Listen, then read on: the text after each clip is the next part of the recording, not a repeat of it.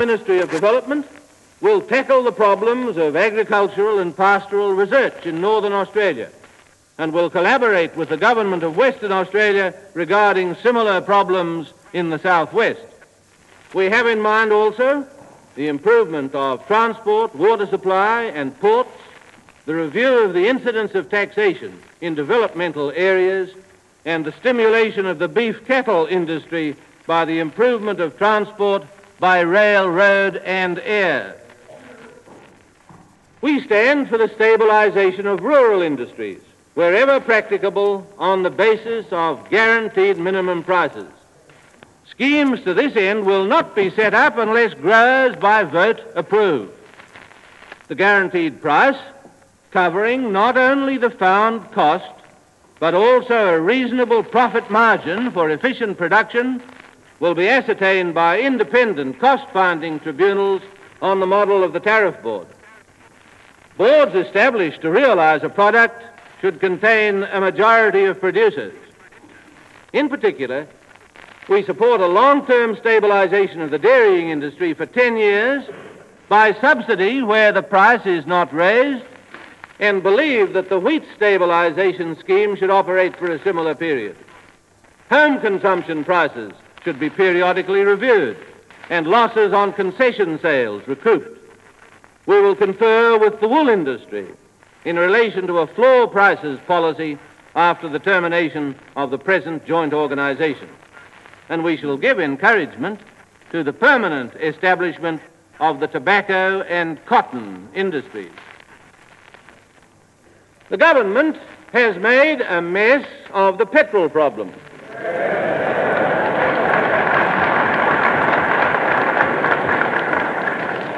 It has treated it as of secondary importance.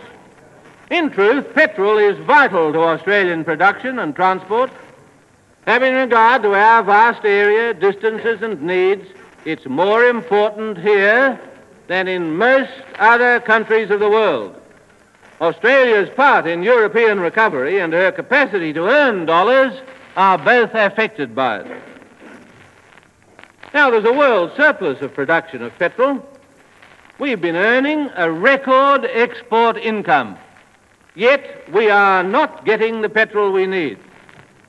There are ample supplies of crude oil in the sterling areas, but refinery capacity is short.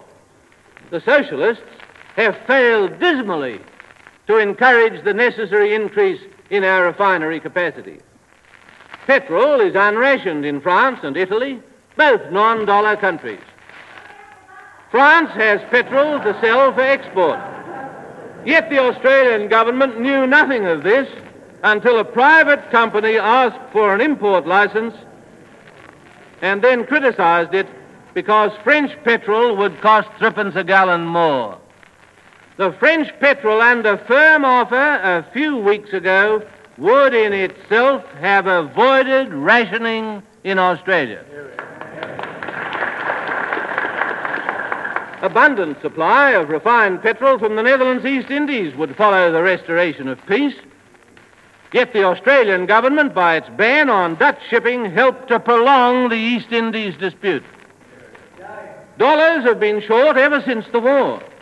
Yet the government waited passively for the High Court decision which ended rationing, allowed and even encouraged chaotic conditions by alarmist statements, and then threw the problem at the states.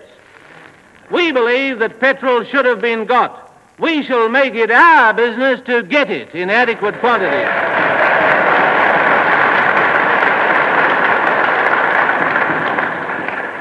If it costs more, we shall either subsidize purchases outside the usual sources of supply or adjust the present rates of tax.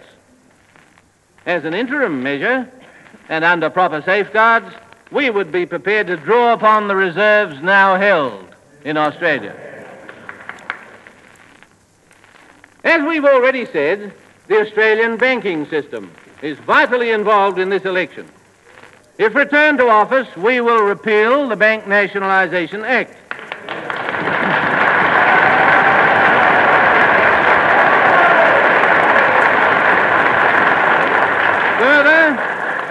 Further, we propose to introduce a bill to amend the Constitution by making it impossible for such socialist legislation to be passed in future without your approval given at a referendum.